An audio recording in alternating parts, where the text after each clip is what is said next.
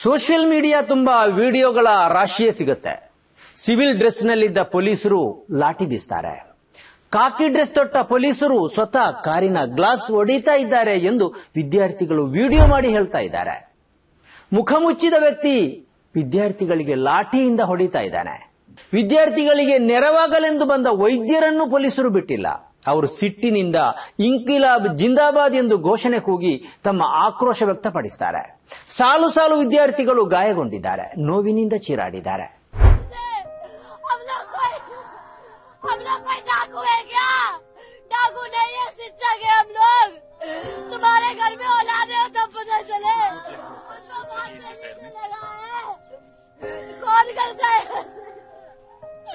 कौन ऐसे मारता है?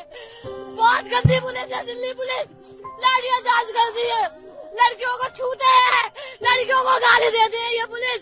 ಆದರೆ ಮುಖ್ಯವಾಹಿನಿಯ ಪತ್ರಿಕೆಗಳು ಈ ಪ್ರತಿಭಟನೆಯನ್ನು ಹೇಗೆ ನೋಡಿವೆ ಎಂಬ ಬಗ್ಗೆ ಸಾಮಾಜಿಕ ಹೋರಾಟಗಾರ ಯೋಗೇಂದ್ರ ಯಾದವ್ ಸೋಷಿಯಲ್ ಮೀಡಿಯಾದಲ್ಲಿ ವಿಡಿಯೋ ಮೂಲಕ ತನ್ನ ಅಭಿಪ್ರಾಯವನ್ನು ಹಂಚಿಕೊಂಡಿದ್ದಾರೆ. ವಿವಿಧ ಪತ್ರಿಕೆಗಳು ಈ ಪ್ರತಿಭಟನೆಯನ್ನು ಹೇಗೆ ನೋಡಿವೆ ಎಂಬುದನ್ನು ಅವರು ಹೇಳಿದ್ದಾರೆ. ಕೊನೆಗೆ ಅವರೊಂದು ಮಾತನ್ನು ಹೇಳ್ತಾರೆ. ಇಷ್ಟೊಂದು ಏಕಮುಖ ವರದಿಯನ್ನು ಫೆಲೆಸ್ತೀನಿನ ಬಗ್ಗೆ ಇಸ್ರೇಲ್ನ ಮೀಡಿಯಾಗಳು ಮಾಡ್ತಾ ಇವೆ. ಈಗ ನಮ್ಮ ಮೀಡಿಯಾಗಳು ಹಾಗೆಯೇ ಮಾಡಿವೆ ಎಂದು ಹೇಳ್ತಾರೆ. Thousands of protesters ran into police barricades, lathis and tear gas. मतलब पुलिस वाले बेचारे लाठी चलाने की प्रैक्टिस कर रहे थे और ये प्रोटेस्टर आके बीच में लाठियों में भिड़ गए. वो टीयर गैस कैसे खेल रहे थे और ये लोग आके इसके अंदर लग गए. इस तरह की खबरें इजराइल की प्रेस फिलिस्तीन के बारे में छापती है. कैसे लोग दिखाते होंगे अगले दिन सुबह अपने बच्चों को ये अखबार. लाइज ऑफ इंडिया नाम होना चाहिए अखबार का. ವೀಕ್ಷಕರೇ, ಇದು ಎಡಿಟರ್ಸ್ ಪಿಕ್.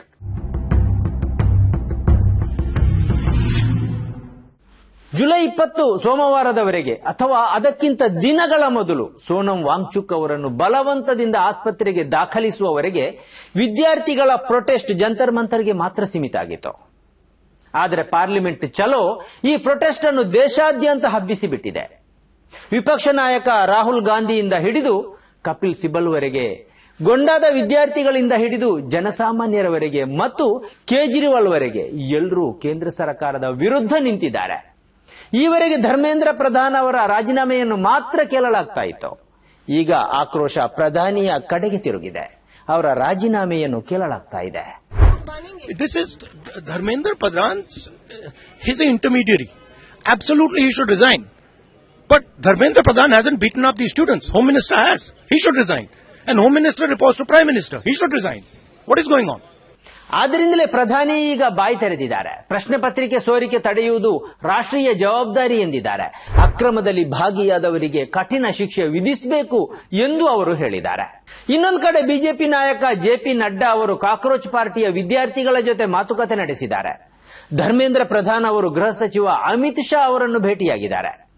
ವಿದ್ಯಾರ್ಥಿಗಳ ಜೊತೆ ದೆಹಲಿ ಪೊಲೀಸರು ನಡಕೊಂಡ ರೀತಿ ಬಿಜೆಪಿ ಮತ್ತು ಅದರ ಪರಿವಾರವನ್ನು ಬಿಟ್ರೆ ಉಳಿದೆಲ್ಲರನ್ನು ಆಕ್ರೋಶಕ್ಕೆ ತಳ್ಳಿದೆ. ಎಲ್ಲರೂ ಒಟ್ಟಾಗಿದ್ದಾರೆ.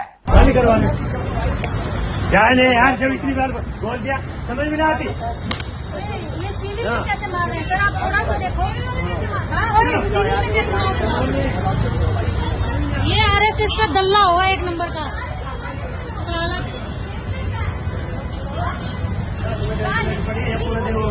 पूरे दिन क्या ड्यूटी करने में दिक्कत आती है? क्या मैं तुम्हारा करूं? ಈವರೆಗೆ ವಿದ್ಯಾರ್ಥಿಗಳನ್ನು ನಿರ್ಲಕ್ಷಿಸಿದ ಸರ್ಕಾರಕ್ಕೆ ಇದೀಗ ಸತ್ಯದ ಅರಿವಾಗತೊಡಗಿದೆ. ಆರಂಭದಲ್ಲಿ ವಿದ್ಯಾರ್ಥಿಗಳನ್ನು ಕರೆದು ಮಾತುಕತೆ ನಡೆಸಿದ್ರೆ ವಾಂಗ್ಚುಕ್ ಸತ್ಯಾಗ್ರಹ ನಡೆಸ್ತಾನೆ ಇರಲಿಲ್ಲ. ವಿದ್ಯಾರ್ಥಿಗಳು ಜಂತರ್ ಮಂತರ್ನಲ್ಲಿ ಸೇರ್ತಾನೆ ಇರಲಿಲ್ಲ. ಸಂಸತ್ ಚಲೋ ನಡೀತಾನೂ ಇರಲಿಲ್ಲ. ವಿದ್ಯಾರ್ಥಿಗಳ ಮೇಲೆ ಲಾಠಿ ಏಟು ಆಗ್ತಾನೂ ಇರಲಿಲ್ಲ. ಆದರೆ ವಿದ್ಯಾರ್ಥಿಗಳನ್ನು ತೃಣಸಮಾನವಾಗಿ ಕಂಡ ಪ್ರಭುತ್ವ ಇದೀಗ ಮೆತ್ತಗೆ ಯೂಟರ್ನ್ ಪಡೆದುಕೊಂಡಿದೆ. ಇದೇ ವಿದ್ಯಾರ್ಥಿಗಳನ್ನು ಟೆರರಿಸ್ಟ್ಗಳ ಬಿ ಟೀಮ್ ಎಂದು ಧರ್ಮೇಂದ್ರ ಪ್ರಧಾನ್ ಹೇಳಿದ್ರು. ಬಿಜೆಪಿ ಐಟಿ ಸೆಲ್ ಈ ವಿದ್ಯಾರ್ಥಿಗಳನ್ನು ದೇಶದ್ರೋಹಿಗಳು, ವಿದೇಶಿ ಫಂಡ್ನಿಂದ ನಿರ್ದೇಶಿತವಾದ ಪ್ರತಿಭಟನೆ, ಟುಕುಡೆ ಗ್ಯಾಂಗ್ ಸದಸ್ಯರು ಎಂದೆಲ್ಲ ಹೀನಾಯವಾಗಿ ನಿಂದಿಸಿತು. ಪ್ರಭುತ್ವದ ಬೆಂಬಲಿಗರು ಮತ್ತು ಸಚಿವರು ವಿದ್ಯಾರ್ಥಿಗಳ ಬಗ್ಗೆ ಕೇವಲವಾಗಿ ಮಾತಾಡಿದ್ರು. ರಾಜಕೀಯ ಉದ್ದೇಶದ ಪ್ರತಿಭಟನೆ ಎಂದ್ರು. ವಾಂಗ್ಚುಕ್ ಅವರನ್ನು ಚೀನಾದ ಏಜೆಂಟ್ ಅಂದ್ರು. कौन है ये सोनम वांगचुक?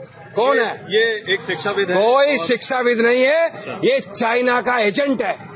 ये चाइना का एजेंट है। चाइना उसको फंडिंग करता है, दिल्ली में आके धरना देता है, देश को बदनाम करता है। ऐसे लोगों को नेस्त नाबूद कर देंगे और भारतीय जनता पार्टी के शासन में नहीं चलने वाली। अरे सोनम वांगचुक ये ಆದರೆ ಇದೀಗ ಅದೇ ವಿದ್ಯಾರ್ಥಿಗಳ ಜೊತೆ ಪ್ರಭುತ್ವ ಮಾತುಕತೆಗೆ ಮುಂದಾಗಿದೆ. ಈವರೆಗೂ ಮಾತಾಡದ ಪ್ರಧಾನಿ ವಿದ್ಯಾರ್ಥಿಗಳು ಎತ್ತಿದ ವಿಷಯದ ಮೇಲೆ ಮಾತಾಡಿದ್ದಾರೆ. ಆದರೆ ಬಾಲಿವುಡ್ನ ಕೆಲವರನ್ನು ಬಿಟ್ರೆ ಉಳಿದವರೆಲ್ಲ ಮೌನಕ್ಕೆ ಜಾರಿದ್ದಾರೆ. ಹಿತೇಶ್ ದೇಶ್ಮುಖ್, ಜೆನೆಲಿಯಾ, ನಟಿ ಹುಮಾ ಕುರೇಶಿ, ನಿರ್ದೇಶಕ ಅನುರಾಗ್ ಕಶ್ಯಪ್, ಹಾಸ್ಯ ನಟ ವೀರುದಾಸ್ ಮುಂತಾದ ಕೆಲವರನ್ನು ಬಿಟ್ರೆ ಉಳಿದವರೆಲ್ಲ ಈ ಪೊಲೀಸ್ ಬಲಪ್ರಯೋಗದ ಬಗ್ಗೆ ಮೌನ ವಹಿಸಿದ್ದಾರೆ. ಇದೇ ವಿದ್ಯಾರ್ಥಿ ಯುವ ಸಮೂಹ ಈ ಬಾಲಿವುಡ್ ಸಿನಿಮಾಗಳ ವೀಕ್ಷಕರಾಗಿದ್ದಾರೆ. ಅವರೇ ಟಿಕೆಟ್ ಖರೀದಿಸ್ತಾರೆ, ಈ ಸಿನಿಮಾಗಳನ್ನು ವೀಕ್ಷಿಸಿ ಗೆಲ್ಲಿಸ್ತಾರೆ. ಆದರೆ ಇದೇ ವಿದ್ಯಾರ್ಥಿಗಳು ರಸ್ತೆಯ ಮಧ್ಯೆ ಪೊಲೀಸ್ ಲಾಠಿ ಏಟು ತಿಂದು ಸಂಕಟ ಅನುಭವಿಸ್ತಾ ಇದ್ರು. ಬಾಲಿವುಡ್ ಮಾತಾಡ್ತಾ ಇಲ್ಲ, ಅಕ್ಷಯ್ ಕುಮಾರ್ ಮಾತಾಡ್ತಾ ಇಲ್ಲ, ಅಮಿತಾಬ್ ಬಚ್ಚನ್ರಿಂದ ಹಿಡಿದು ಖಾನ್ಗಳವರೆಗೆ ಎಲ್ಲರೂ ಮೌನ ವಹಿಸಿದ್ದಾರೆ. ಈ ಬಗ್ಗೆ ಅನುರಾಗ್ ಕಶ್ಯಪ್ ತೀವ್ರ ಆಕ್ಷೇಪ ವ್ಯಕ್ತಪಡಿಸಿದ್ದಾರೆ. ಜಂತರ್ ಮಂತರ್ನಲ್ಲಿ ತಣ್ಣಗಿದ್ದ ವಿದ್ಯಾರ್ಥಿಗಳನ್ನು ರೊಚ್ಚಿಗೆಬ್ಬಿಸಲಾಗಿದೆ. ಅವರು ಮತ್ತೆ ಅಲ್ಲಿ ಒಂದುಗೂಡಿದ್ದಾರೆ.